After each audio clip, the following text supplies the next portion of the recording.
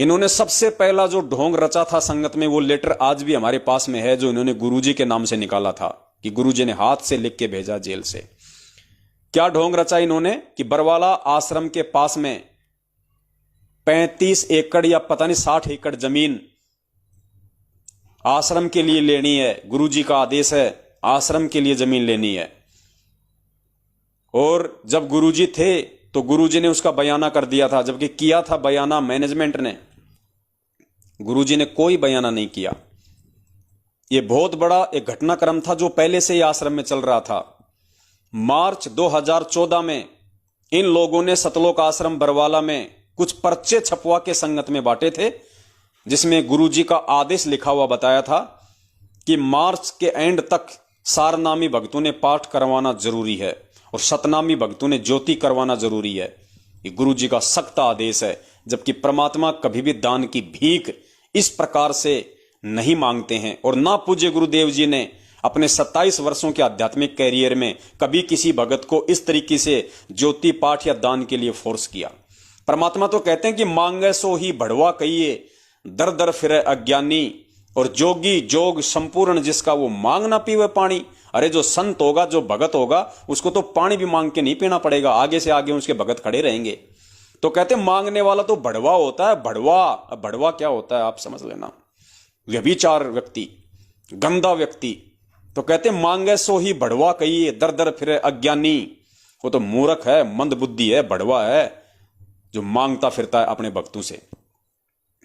तो ये क्रम इन लोगों ने सतलोक आश्रम बरवाला में पहले ही शुरू कर दिया था, क्योंकि इन्होंने वो जमीन वहां पे ले ली थी। 60 एकड़ जमीन का इन्होंने बयाना कर दिया था 5 करोड़ रुपए देके। टोटल 35 करोड़ में वो सौदा फिक्स हुआ था।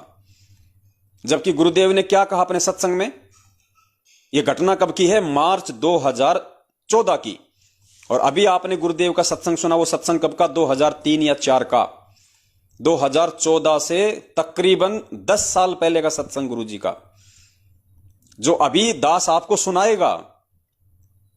पहले आप वो सत्संग सुन लीजिए पुण्यात्माओं, उसके बाद में विचार करना कि क्या वो परम संत अपने आश्रम में रहते सहते, जिस आश्रम में वो है, क्या उस एक आश्रम के अलावा अपने ही वचनों के खिलाफ क्या वो परम संत कहीं दूसरा आश्रम खोलने का आदेश देगा? क्या वो परम संत आज हिसार जेल से जगह जगह इन्होंने जो ये फर्जी आश्रम खोल दिए हैं, एक एक स्टेट में इन्होंने, एक एक जिले में, क्या वो परम संत अपने ही सत्संग के खिलाफ, अपने ही वचन को काटता हुआ आज फर्जी आश्रम खोलने का आदेश देगा? जो इन्होंने दिल्ली के मुंडका में खोल दिया, रोहतक के सिंहपुरा में खोल दिया, भिवानी में खोल दिया, जींद में खोल दिया, पता नहीं कहां नेपाल में बन रहा है, कोई उत्तर प्रदेश के शामली में बन रहा है, कुरुक्षेत्र में वो फर्जी आश्रम बन रहा है, पुरुषोत्तम सैनी जिसका संचालन कर रहा है। पुण्यात्माओं, अब ये सत्संग सुनना आप, और धैर्य के साथ में सुनना। वो तमाम आत्माएं सुने जो नाम दीक्षा ले चुकी हैं, जो ऑनलाइन नाम दीक्षा ले चुकी हैं, उनके लिए भी विशेष वीडियो है आगे, ऑनलाइन वालों के लिए भी, किस प्रकार से आप लोगों के साथ में मजाक किया गया है। तो सुनिए पहले पूज्य गुरुदेव जी का यह सत्संग, जिसमें परमात्मा कह रहे हैं कि यह भक्ति मार्ग है, कोई बालकों का काम नहीं है।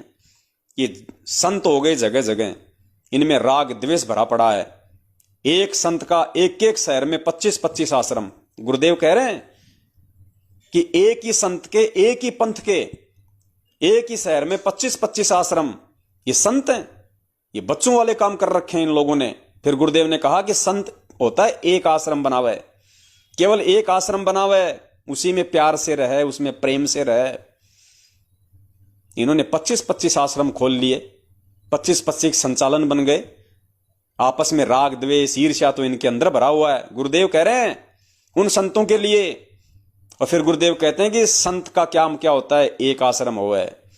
और पुण्यात्माओं, अपने उस वचन को कायम रखते हुए, क्योंकि दास पहले कह चुका है कि संत वचन पलटे नहीं, पलट जाए ब्रह्मांड। पूज्य गुरुदेव जी पूर्ण परमेश्वर हैं, वो कभी दोगली बात नहीं करेंगे। सन 2004 या 5 का वो वीडियो है, और उस वचन अनुसार गुरुजी ने ना तो कभी पहले एक से अधिक आश्रम किए, और ना वो सत्संग करने के बाद गुरुदेव ने कभी एक से अधिक आश्रम खोले। सबसे पहले गुरुजी हमारी जींद में जो जो छोटी सी जो कुटिया थी, जहां पे हमारे दादा गुरुदेव जी सत्संग करते थे, रहा करते थे, वहां गुरुजी ने सत्संग शुरू किए। जब वो कुटिया हाथ से निकल गई, जब गुरुदेव वहां पे सत्संग करना छोड़ दिया किसी भी कारणवश, तो गुरुदेव ने फिर छुडानी में सत्संग किए। छुडानी में गुरुदेव ने छोटी सी जगह ले ली, वहां पे गुरुदेव सत्संग करने लगे, ये सोचकर कि भाई यहां पे गरीबदास पंथ वाले आते हैं, अच्छी आत्माएं आती हैं, उनको समझाया जा सके। लेकिन छुडानी वालों को रास नहीं आया, गरीबदास जी के पंथ वालों को। तो गुरुदेव झगड़ा नहीं चाहते, परम संत कभी झगड़ा पसंद नहीं करता। गुरुदेव वहां से छोड़ के आ गए। फिर गुरुदेव ने करोथा में आश्रम खोला, और जब करोथा में भी काल एजेंटों की मिली भगत से जब करोथा कांड हो गया, उसके बाद गुरुजी सतलोक आश्रम बरवाला में आ गए, नया आश्रम बनाया। फिर गुरुजी सतलोक आश्रम बरवाला में सत्संग करने लगे, उसके अलावा कहीं कोई आश्रम नहीं खोला गुरुदेव ने, कहीं। उसके बाद गुरुजी आज जेल में चले गए। तो कहने का मतलब है, अपने वचन अनुसार पूज्य गुरुदेव जी ने जब भी सत्संग किए, जहां भी सत्संग किए, केवल एक ही आश्रम रखा, दूसरा आश्रम नहीं खोला गुरुजी ने, वरना उनका वचन फैल हो जाता, उनका सत्संग फैल हो जाता, गुरुजी दोगले साबित हो जाते। और जिस आश्रम में गुरुजी ने सत्संग किया, उस एक नामदान के अलावा गुरुजी ने कहीं कोई दूसरा नामदान नहीं खोला। जहां गुरुजी सत्संग करते थे, उसी आश्रम में पूज्य गुरुदेव जी नाम दीक्षा दिया करते थे। उसके अलावा दूसरी जगह कोई नाम दीक्षा नहीं दी जाती थी, ना देश में ना विदेश में। यह गुरुजी का रिकॉर्ड रहा है, क्योंकि गुरुजी अपने सत्संगों से बाहर कोई काम नहीं करते थे। तो सुनिए पहले पूज्य गुरुदेव जी का यह अनमोल सत्संग, और पुण्यात्मा उसके बाद में विचार करना कि आज उसी पूज्य गुरुदेव जी के सत्संगों के खिलाफ उनको दोगला साबित किया जा रहा है। धर्म को धंधा बना के पूज्य गुरुदेव जी को निंदा का पात्र बनाया जा रहा है। सुनिए परमपिता परमेश्वर के मुख कमल से। करोड़ जन्म भी प्रभु की प्रेरणा पाकर राज्य भी छोड़ सकता है, अपने प्रिय से प्रिय पत्नी। कबीर साहब कहते हैं, राज्य तजना सहज है, सहज त्रिया का ने, मान बढ़ाई ईर्षा दुर्लभ तजना ये। और ये नहीं तजी तो इतना मुक्त नहीं हो सकता करोड़ जन्म भी। प्रभु की प्रेरणा पाकर राज्य भी छोड़ सकता है, अपने प्रिय से प्रिय पत्नी को भी त्याग सकता है। फिर ये राग और द्वेष, मान बढ़ाई, ये नहीं छोड़ सकता। जब तक ये नहीं छूटेगी तब तक प्रभु नहीं मिल सकता। मान बढ़ाई से है दूर, आजिज के हैं सदा हजूर। हमने तो दास और कुत्ता बनकर रहना पड़ेगा प्रभु का। हमारी के प्रभुता 2 दिन के मेहमान है, कल शरीर छूट जाए अपना। या बच्चों की तरह संत लड़ रहे हैं एक ही शहर में, और 25-25 आश्रम, एक ही शहर में 25-25 आश्रम बने हुए हैं एक ही पंथ के। तो बच्चों जैसी लड़ाई इनकी, तो ये संत काहे को एक आश्रम बनावे, उसमें प्यार से रहे, और फिर आम आदमी पर अच्छा व्यवहार उसका असर पड़े कि साधु ऐसे होते हैं। अब ये हमारे अंदर ही ऐसे राग द्वेष भरे पड़े हैं, तुम समाज को क्या दे सकते हैं। इस प्रकार हमने इन बातों को पुनः विचार करना पड़ेगा, और तभी हम प्रभु को पा सकते हैं। ये बच्चों वाली लड़ाई संत नहीं किया करते, ये हमने त्यागनी होगी, तभी हम प्रभु पा सकते हैं। तो पुण्यात्मा, ये अनमोल सत्संग है परमपिता परमेश्वर सतगुरु रामपाल जी महाराज जी का। और जो पुण्यकर्मी आत्मा होती है, जो समझदार आत्मा होती है, जो एक सुयोग्य भगत होता है अपने गुरुदेव का, उसके लिए तो ये प्रमाण अमृत है, अमृत। उसके बाद तो उसके मन में सौपन में भी गुंजाइश नहीं रह जाती कि सतलोक आश्रम मैनेजमेंट हरियाणा काल का दूत नहीं है। ये परम संत कभी भी अपने सत्संगों के विपरीत कोई क्रिया नहीं करेगा। जब स्पष्ट कर दिया गुरुजी ने कि इन संतों की लड़ाई देखो, एक ही पंथ के, एक ही संत के, एक एक शहर में 25-25 आश्रम, ये बालकों जैसे काम कर रखे इन लोगों ने। और कितने प्यार से गुरुजी ने बताया कि संत का काम होता है एक आश्रम रखे, प्यार प्रेम ते रवे, ताकि दूसरों पे भी अच्छा असर पड़े, उनका प्रभाव पड़े। लेकिन इन्होंने तो ये बच्चों वाली ये लड़ाई छेड़ रखी है, राग द्वेष।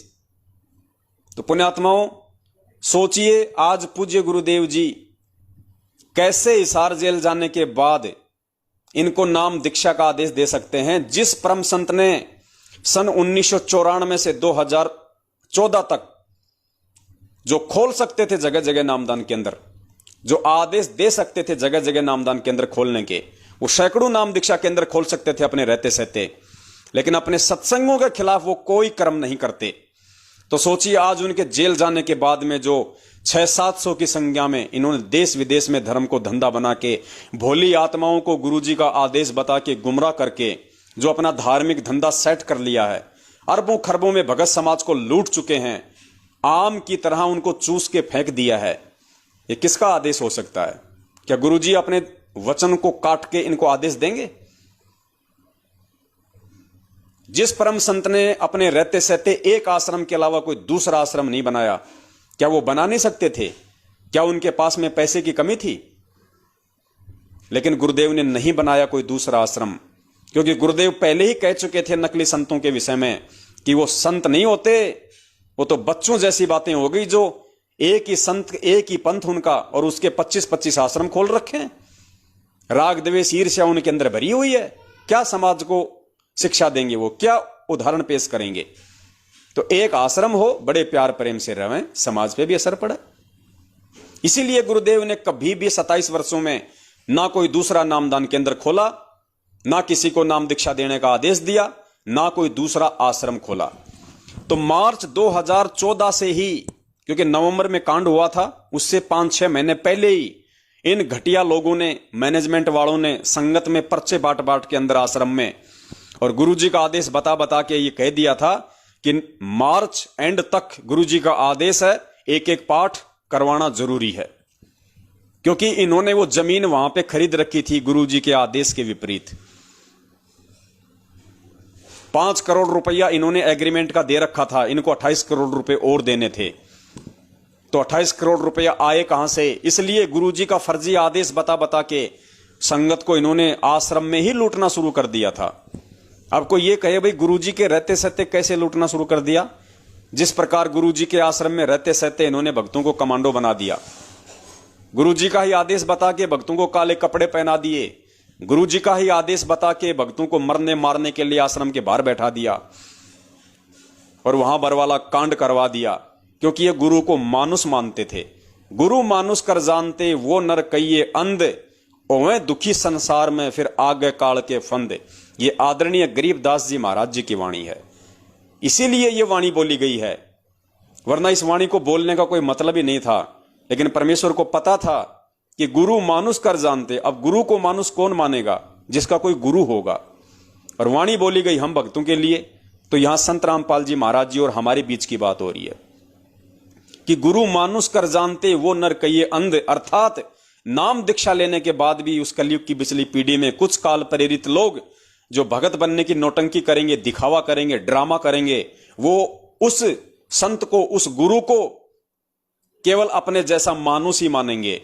तो कहते हैं गुरु मानुस कर जानते वो नर कहिए अंध, वो अंधे मूर्ख हैं, ज्ञानहीन हैं, ओए दुखी संसार में, वो दुनिया में भी दुखी रहेंगे। आज ये दुखी हैं, आज इनके पास में अरबों खरबों की प्रॉपर्टी है भगत समाज के से लूटी हुई, उसके बाद भी ये हराम के टूक तोड़ने पे मजबूर हैं। ये कुत्ते की तरह भगोड़े बन के घूमने पे मजबूर हैं। ये खुल के किसी थड़ी पे बैठ के चाय नहीं पी सकते हरियाणा में। इनको भय है, इनको डर है पुलिस का, पकड़े जाने का। आज भी ये कुत्ते वाला जीवन जी रहे हैं। बेचारी भोली संगत के टुकड़ों पे ये पल रहे हैं। ये कोई काम धंधा नहीं करते, कुछ नहीं है इनके पास में, सिर्फ सिवाय संगत के दान के रुपयों पे टुकड़े तोड़ना, ऐसो आराम करना, अय्यासी वाली जिंदगी जीना। तो ओए दुखी संसार में ये आज भी दुखी हैं, इतना पैसा होने के बाद भी दुखी हैं।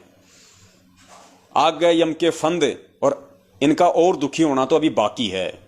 जब देशद्रोह वाला मुकदमा शुरू होगा ना, जब उसकी सुनवाइयां होंगी, जब उसमें कुछ निर्णय निकलने वाला होगा, तब देखना किस प्रकार से पुलिस इनके पीछे लगेगी, किस प्रकार से इन कुत्तों को पुलिस ढूंढेगी गली गली। पुण्यात्माओं, परमात्मा कहते हैं सच्चाई कुछ समय के लिए दबाई जा सकती है, लेकिन सच्चाई को मिटाया नहीं जा सकता। जिन लोगों ने बरवाला कांड करवाया है अपनी उल्टी और काल प्रेरित घटिया हरकतों के चलते, जिन लोगों ने परमपिता परमेश्वर सतगुरु रामपाल जी महाराज जी को अपने जैसा मानुष माना है, एक साधारण संत माना है, और जिन्होंने झूठ पाखंड किया है बरवाला कांड में, गुरु के साथ आश्रम में भक्तों को काले कपड़े पहनाए, कमांडो बनाया, 5 भक्तों की वहां पे मौतें हुई, इतना बड़ा ड्रामा हुआ, जो आज भगोड़े बन के घूम रहे हैं। कुछ नालायक पुरुषोत्तम जैसे, बलजीत जैसे, रामकुमार ढाका जैसे जमानत पे बाहर घूम रहे हैं। पुण्यात्मा, इन सबको जेल की चक्कियां पीसनी पड़ेंगे, इन सबको जेल के अंदर सड़ना पड़ेगा, क्योंकि भगवान से धोखा करने वाला बच के नहीं जा सकता। कहते हैं राम और राज, इन दोनों से कोई नहीं बच सकता। राम धारा और राज धारा, इन 2 धाराओं से ना कोई बचा है ना कोई बच सकता। राम धारा और राज धारा। तो राम से तो ये बचेंगे कहां, उस अंतर्यामी से तो वो तो जब शरीर छोड़ेंगे तब देखना इनके क्या हाल होंगे ऊपर। लेकिन राजधारा जो कानून है, ये उससे भी नहीं बच पाएंगे, क्योंकि इन्होंने किसी आम व्यक्ति के साथ में छल कपट और धोखा षड्यंत्र नहीं किया। इन्होंने परमपिता परमेश्वर कबीर साहिब जी के साथ षड्यंत्र किया है। और षड्यंत्र ये कर सकते हैं ज्ञानहीनता के चलते, अपने जैसा ही समझ के। संत रामपाल जी का भाई पर बरवाला कांड से एक दिन पहले मीडिया के सामने खड़ा होकर पूरी दुनिया के सामने भौंक रहा है, झूठ बोल रहा है कि संत रामपाल जी महाराज आश्रम के अंदर नहीं है, हमने स्वास्थ्य इलाज के लिए उनको हॉस्पिटल में भेज दिया। अरे नालायको, तुम्हारी बातों पे कौन विश्वास करेगा गद्दारों।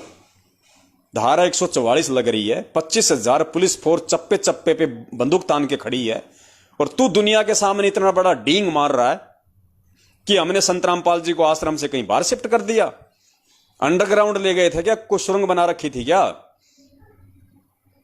इतना बड़ा झूठ, इतना बड़ा पाखंड इसने पूरी दुनिया के सामने वहां बोला। और जब मीडिया वाले ने कहा कि जब संत रामपाल जी महाराज जी को तुमने बाहर शिफ्ट कर ही दिया और वो आश्रम में नहीं है, तो क्यों भक्तों को कमांडो बना के खड़ा कर रखा है, पुलिस को अंदर जाने दो, पुलिस अंदर जाके तलाशी ले लेगी। अगर संत रामपाल जी महाराज नहीं है तो पुलिस वापस आ जाएगी।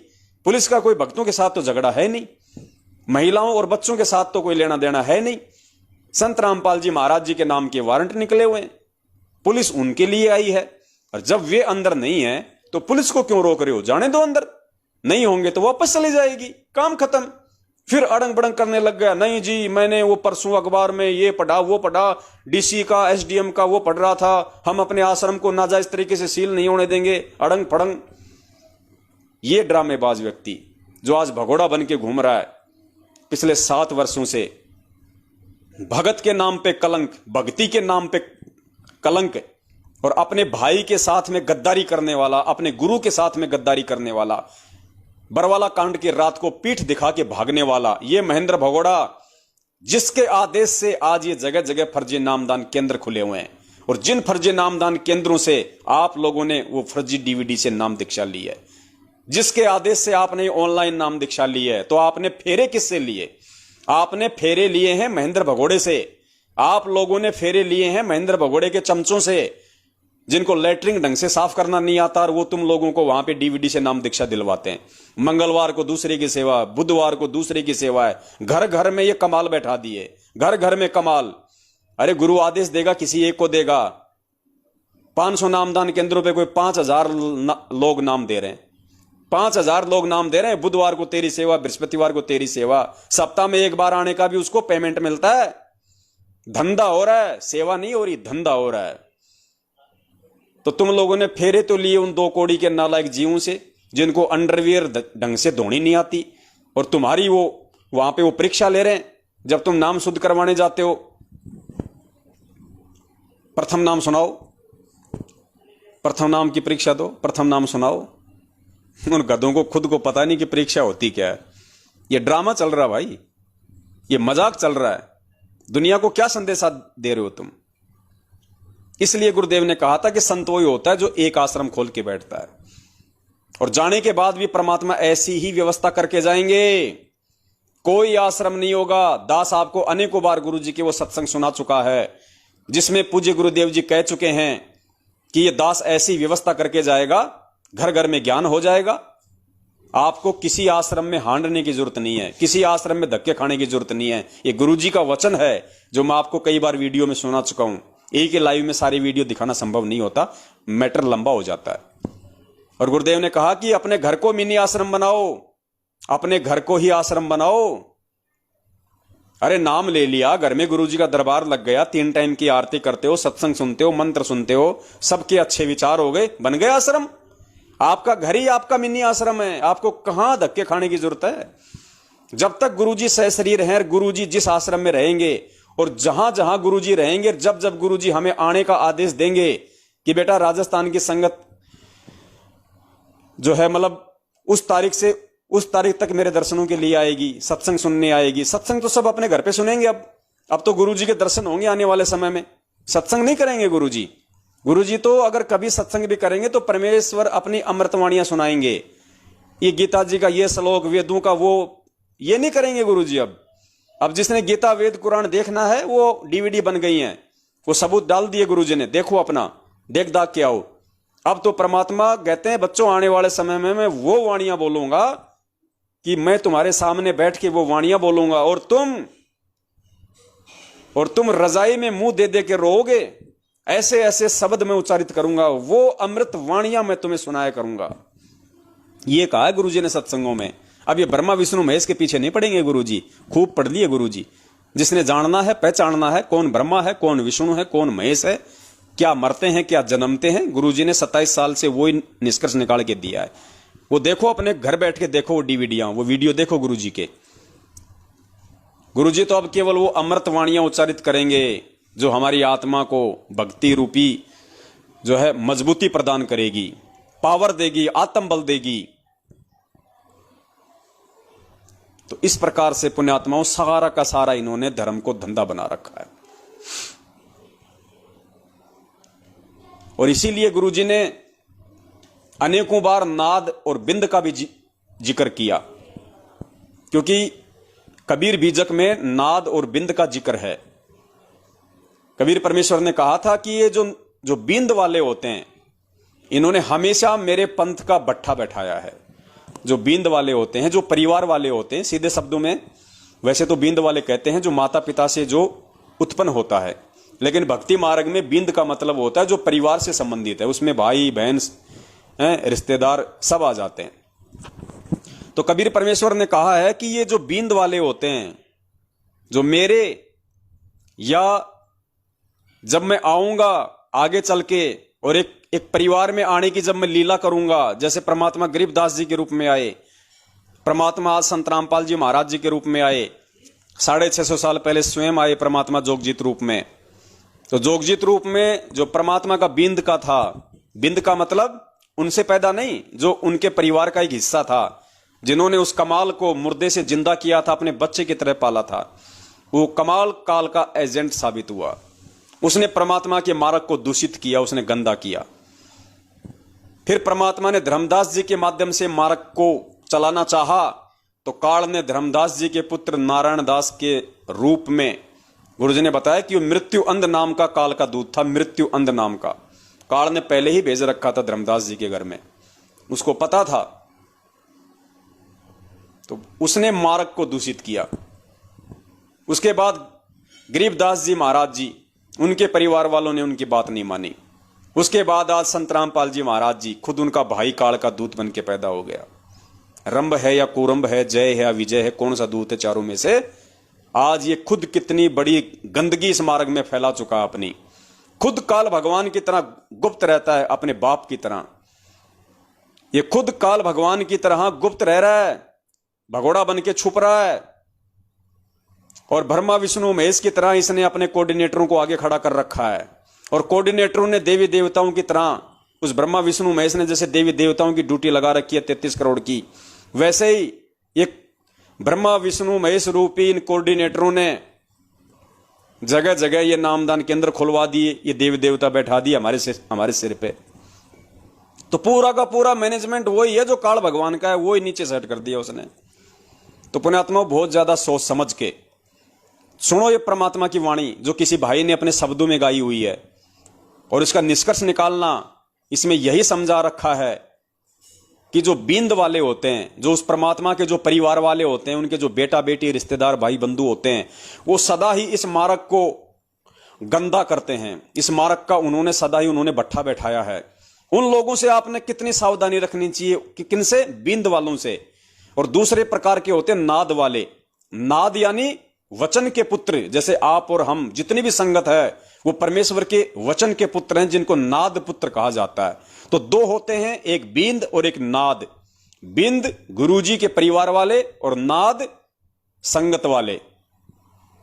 तो इस वीडियो में कितनी गहराई से समझाया गया है उन वाणियों को अपने शब्दों में खोल के, कि बींद वालों ने सदा इस मार्ग का भट्ठा बैठाया है। और बींद वाले यदि समय रहते उन नाद वालों के पास में नहीं आए, उन नाद वालों के संपर्क में नहीं आए, जैसा वो नाद वाले उनको समझा रहे थे उस हिसाब से यदि वो नहीं चले, तो बींद वालों को भी काल भगवान के उसमें जाना पड़ेगा और कोई बचाव नहीं है धरती पे। और फिर आगे चल के इसी वाणी में जो नाद वाले हैं, जो आप और हम हैं, उनके लिए भी परमात्मा ने सख्त हिदायत दी है कि नाद पुत्रों ने, नाद वालों ने अगर कोई पक्षपात किया, नाद वालों ने यदि कोई पक्षपात किया किसी भी प्रकार से, जैसे वो बिंद वाले करेंगे, नाद वालों में भी यदि कोई मान बढ़ाई, अहंकार आया, तो वो भी काल की जाल में फंसेंगे। इसलिए पुण्यात्माओं, हमने पक्षपात नहीं करना। पिछले लाइव का वीडियो परमात्मा ने इसीलिए बनवाया था कि किसी भी भगत को विशेष नहीं समझना। ये पवनदास भी दो कोड़ी का जीव है, परमात्मा का ही कुत्ता है। आप भी परमात्मा के कुत्ते हो, मैं भी परमात्मा का कुत्ता हूं। हम सब भगत हैं, हमारा मकसद केवल भक्ति करना है। अरे टीचर के जाने के बाद बच्चे तो आपस में सिलेबस पे डिस्कस करते ही हैं, तो वही तो डिस्कस चल रहा है साध संगति का। इससे तो हमें मजबूती मिलेगी। कोई त्रुटि होगी परमात्मा उसमें सुधार करवाएंगे, शंकाओं के समाधान होंगे। तो ये तो एक गोष्ठी हो रही है, साध संगति हो रही है, जो अति आवश्यक है, होनी थी। ये तो आज से पहले साध संगति नहीं थी, तभी तो धोखा खा गए। तो हम सब एक ही कैटेगरी के हैं, कोई सीनियर नहीं, कोई जूनियर नहीं, कोई छोटा नहीं, कोई बड़ा नहीं, कोई चमार नहीं, कोई ब्राह्मण नहीं। हम सब आत्मा है परमात्मा की, और उस मालिक के नजरों में हम उनके पैरों की जूती हैं। हम उनके पैरों की जूती हैं, हम मालिक के कुत्ते हैं, नौकर हैं उसके।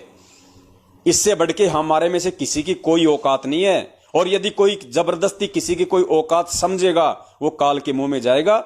ये वीडियो सुन लो परमात्मा का, जो शब्द हैं परमात्मा के, जिस भाई ने अपने शब्दों में इसको गाया हुआ है। चारों युग प्रमाण है भाई। क्या कह रहा है? चारों युग प्रमाण है भाई, पंथ नाद से ही चल जाई। यानी जो परमात्मा का जो पंथ होता है, चारों युगों का ये प्रमाण देख लो। बिंद वालों से नहीं चलता, परिवार वालों से नहीं चलता, वो तो गंदगी फैलाते हैं।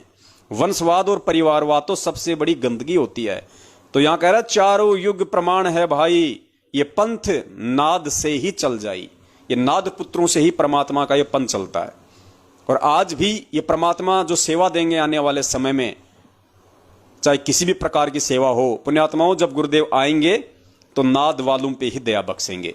बिंद वालों पे भी दया कर सकते हैं, लेकिन उसी पे दया करेंगे जो वास्तव में भगत बन जाएगा, साध संगति से जुड़ के, गुरुदेव से अपनी तमाम घटिया हरकतों की क्षमा याचना करके और जेल भोग के। क्योंकि बरवाला कांड करवाया है, जेल तो जाना पड़ेगा, सजा तो भोगनी पड़ेगी। तेल लगा हुआ डंडा तैयार रखा, वो तो खाने पड़ेंगे भाई जी। तो कहते हैं चारों युग प्रमाण है भाई, पंथ नाद से ही चल जाई। वचन के पुत्रों से चलता है। चारों युग प्रमाण है भाई, पंथ नाद से ही हो जाई। निर्गुण हो या सगुण हो भाई, नाद बिना ना चले पंथाई। नाद पुत्र तो धर्म हमार, जीव मुक्ति का दिया अधिकार। ऐसे ही वंश 42 तारे, जब भी गिरेगा तभी उबारे। नाद वचन जो बिंद न माने, काल लगेगा उसे सताने। नाद वचन जो बिंद न माने, काल लगेगा उसे सताने। परमेश्वर की वाणी कह रही है, जो कबीर सागर में है, बीजक में है, कि जो बिंद वाले हैं वो अगर नाद वालों की बात नहीं मानेंगे तो काल उनको सताने लगेगा। तो पुण्यात्मा आज इनको सताई तो रहा है काल। इन बिंद वालों के चक्कर में आके संगत ने जो अपनी ऐसी तैसी करवाई है, जो ये घटिया राजनीति, आरक्षणबाजी, कुपात्रों को ज्योति पाठ और दान का पैसा, मनमाना आचरण, गुंडों की सीबीआई जांच, हिसार की तारीखों पे जाके 20 गाड़ियां इन्होंने खुद ने खाई, 20 गाड़ियां इन्होंने अपने पूज्य गुरुदेव को दिलवाई लोगों से। मनमाना आचरण, कितने मरे हिसार तारीखों पे जाते जाते। तो यहां परमात्मा कह रहे हैं कि बिंद वाले भी अगर नाद वालों की बात नहीं मानेंगे तो काल उनको सताने लगेगा। तो अभी देखना आगे कितना भयंकर समय आ रहा है, उसमें होगी इनकी अग्नि परीक्षा। नाद वचन जो बिंद न माने, काल लगेगा उसे सताने। अगर काल से बचना चाहे, नाद वंश संग प्रीत निभाए। परमात्मा कहते हैं अगर काल से बचना चाहे तो नाद पुत्र संग, नाद वचन संग प्रीत लगावे। अगर काल से बचना चाहे तो नाद वचन संग प्रीत लगाओ। प्रीत लगाने का मतलब है उनसे जुड़ो, जो परमेश्वर ने उनको सद्बुद्धि बख्शी है, जो ज्ञान की दया की है, उस साध संगति से जुड़ो, परमेश्वर की मर्यादाओं में रहो अगर बचना है तो। बिंद वालों को भी तभी उबारे, नाद वचन जो बिंद न माने, काल लगेगा उसे सताने। अगर काल से बचना चाहे, नाद वंश संग प्रीत निभाए। नाद वंश की छोड़ी जो आस, बिंद फंसे फिर यम की फांस। काल दूत छल कपट करेगा, निगुरे जीव देख खुश होगा। वे ही काल के मुख में पड़ेंगे, नाद वंश का हित न करेंगे। तभी तो तुम, परमात्मा कहते हैं वो ही काल की फंद में पड़ेंगे जो नाद पुत्रों का हित न करेंगे, जो सत्सेवकों की साथ संगति से नहीं जुड़ेंगे, उनको दुखी होना ही पड़ेगा। काल दूत छल कपट करेगा, निगुरे जीव देख खुश होगा। वे ही काल के मुख में पड़ेंगे, नाद वंश का हित न करेंगे। तभी तो तुमको रहा समझाई, सबको तुम देना चेताई। नाद वंश को जो जानेगा, वचन वंश वही पहचानेगा। परमात्मा यहाँ कह रहे हैं कि धर्मदास तू सबको चेता देना, इसीलिए मैं तेरे से कह रहा हूं कि तू सबको चेता, सबको जागरूक कर कि जो उस परमात्मा के नाद के बच्चों का संगति नहीं करेगा, साध संगति नहीं करेगा, उसकी बात नहीं मानेगा, वो काल के फंद में जाएगा। तो पुण्यात्माओं आज वही स्थिति है। आज उस धर्मदास को आप समझ लो सत्सेवक, आज उस धर्मदास को सत्सेवक समझ लो। और कबीर परमात्मा संत रामपाल जी महाराज जी के रूप में आए हुए हैं और परमात्मा कह रहे हैं कि बच्चों, मेरे सत्सेवकों, मैं तुम्हें समझा रहा हूं, मैं तुम्हें कह रहा हूं कि तुम अपने भाई बहनों को समझाओ, उनको चेताओ, उनको बताओ। जो तुम लोगों की संगति नहीं करेगा, जो तुम नाद वालों की संगति नहीं करेगा, साध संगति से नहीं जुड़ेगा, जो मुझे परमात्मा नहीं मानेगा, मुझे नहीं पहचान लेगा, कहते हैं वो काल की फंद में पड़ेगा। तो पुण्यात्माओं, ये आप और हम सत्सेवकों के लिए आदेश है परमात्मा का। हमने विशेष तौर पे ये सेवा करनी चाहिए, भाई बहनों को समझाने का पूरा प्रयास करना चाहिए। देखो, सब नहीं समझते पुण्यात्माओं, सब नहीं समझेंगे, लेकिन जो परमेश्वर के हैं, जिनके लिए परमात्मा यहां आता है, वो समझ जाएंगे। और बस वही चाहिए परमात्मा को, हीरे मोतीलाल। बाकी भीड़ तो परमात्मा से हर समय जुड़ती है। 650 साल पहले भी 64 लाख जुड़े थे परमात्मा से, लेकिन परमात्मा के दो ही थे, अर्जुन और सर्जुन।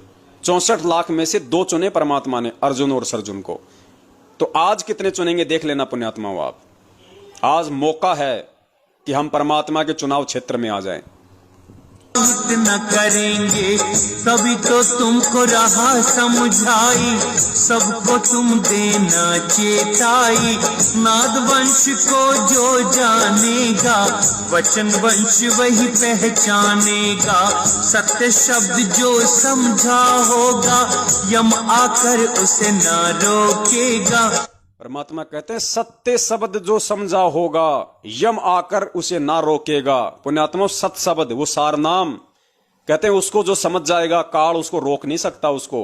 अब पुण्यात्माओं, यहाँ पे मैनेजमेंट वालों ने वो सत्य शब्द हजारों की संख्या में आलू टमाटर की तरह बांट दिया 2019 में, लेकिन उसके बाद भी काल हजारों को उठा ले गया। इसलिए दास ने कहा था 2019 में कि भैया सोचो, गुरुजी के सत्संगों पे विचार करो, वो सार नाम नहीं है, वो गुरुदेव ने तुम्हारी परीक्षा के लिए फर्जी नाम डाला हुआ है।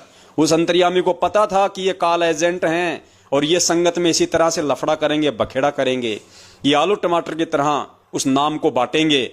अगर परमात्मा उसमें असली नाम डाल देता तो आज ये आलू टमाटर की तरह उस नाम को बाजार में बेचते 15-15 हजार रुपए में। तो परमात्मा कहते हैं इस वाणी के माध्यम से कि सत्य शब्द जो समझा होगा यम आकर ना उसे रोकेगा। ये सत्य शब्द तो परमात्मा सत्सेवकों को समझाएंगे, सत्सेवकों पे दया करेंगे परमात्मा।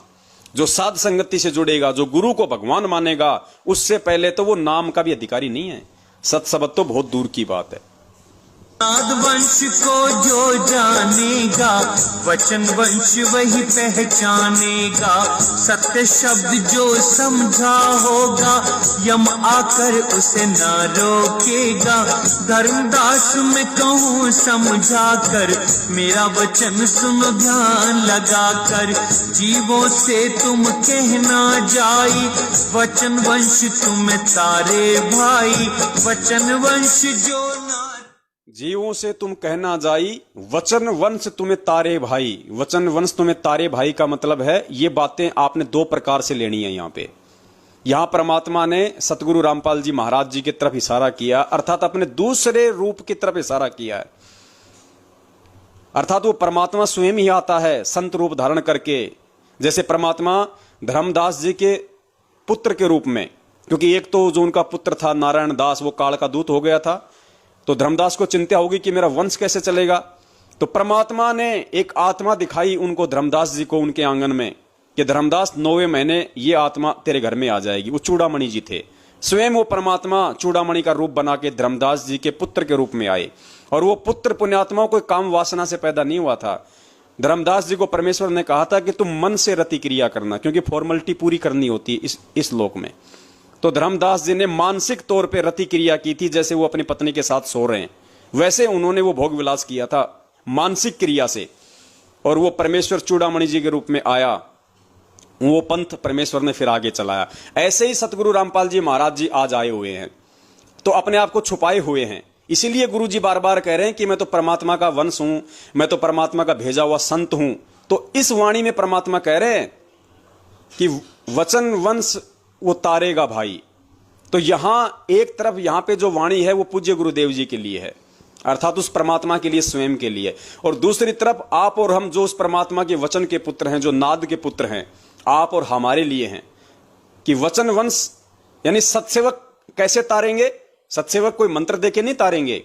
सत्सेवक साध संगति के माध्यम से, गुरुदेव के आशीर्वाद से, उनकी प्रेरणा से, जो साध संगति का जो कार्यक्रम, जो ये चलना था, जो पूर्व निर्धारित था, परमेश्वर के मिशन का एक हिस्सा था, इस साध संगति से लोगों को जोड़ के उनको गुरुदेव के विषय में बताना था, समझाना था कि भाई गुरुजी ही परमात्मा है, गुरुजी ही भगवान है। इनको मां के गर्भ से आया हुआ मान के इनका जन्मदिन मत मनाओ, अपने कर्म मत फोड़ो, काल की फर्द में मत जाओ। ये कबीर परमात्मा है, अपने आप को छुपा के आया हुआ है, काल भगवान को धोखा देके आप और हमसे ज्ञान आधार से अपनी पहचान करवाने। और ये 8 सितंबर 1951 को ये प्रकट हुआ है भाई, जैसे गरीबदास जी महाराज जी प्रकट हुए थे। दुनिया की नजरों में तो उन्होंने मां के गर्भ से जन्म लिया था, लेकिन आध्यात्मिक दृष्टि से वो परमात्मा प्रकट हुआ था।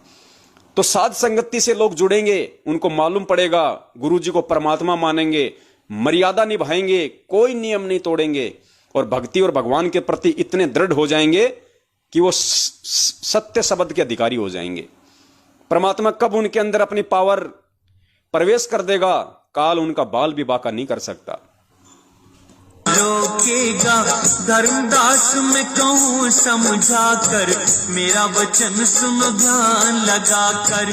जीवों से तुम कहना जाई, वचन वंश तुम्हें तारे भाई। वचन वंश जो नाद न छोड़े, सदा ही प्रीत नाद संग जोड़े। नाद गोत जो पक्ष करेगा तो दुख में पड़ेगा। आप और हमारे लिए परमात्मा ने कितनी बड़ी हिदायत दी है कि नाद पक्ष जो पक्ष करेगा तो कष्ट में पड़ेगा।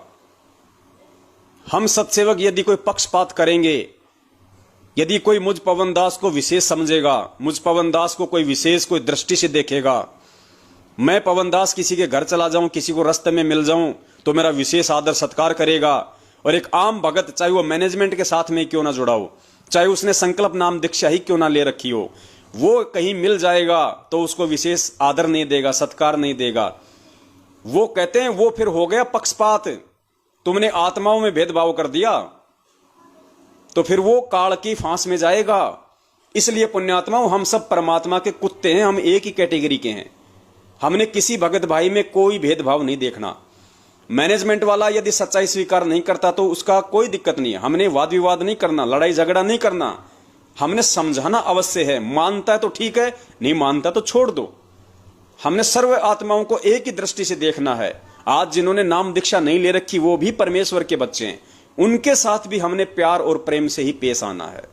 तो परमात्मा कहते हैं कि अगर नाद वाले भी अगर पक्षपात करेंगे तो फिर वो दुख उठाएंगे। सुनो, जाई वचन वंश तुम्हें तारे भाई, वचन वंश जो नाद न छोड़े, सदा ही प्रीत नाद संग जोड़े। नाथ गोत जो पक्ष करेगा तो दुख में पड़ेगा। बहुत प्रकार से तुम समझाए, जो समझे वो दुख ना। बहुत प्रकार से तुम समझाएं, जो समझे वो दुख ना पाए। तो पुण्यात्माओं, आप और हम इस कलयुग के बिचली पीढ़ी वाले जीवों को समझाने के लिए परमात्मा ने कोई कमी नहीं छोड़ रखी। हर प्रकार के सबूत, ये प्रमाण परमात्मा ने साध संगति के माध्यम से प्रसारित करवा दिए हैं। आज कोई भी ये नहीं कह सकता कि जी मुझे सच्चाई का पता नहीं था, मुझे मैनेजमेंट का पता नहीं था। अब तुम वीडियो नहीं देखोगे, तुम नामखंड होने के डर से, अज्ञानता के चलते तुम अगर सच्चाई नहीं देखना चाहोगे तो फिर इसमें हम सत्सेवकों का भी क्या दोष है। मस्तक लाग रही मारे गुरु चरणा की दूर, मस्तक ही मारे गुरु चरणा की दूर, मस्तक लाग। जब ये धूल चढ़ी मस्तक पे, जब ये धूल दुविधा हो गई दूर, मारे गुरु चरणा की दूर। इड़ा पिंगला जा, इड़ा पिंगला जा,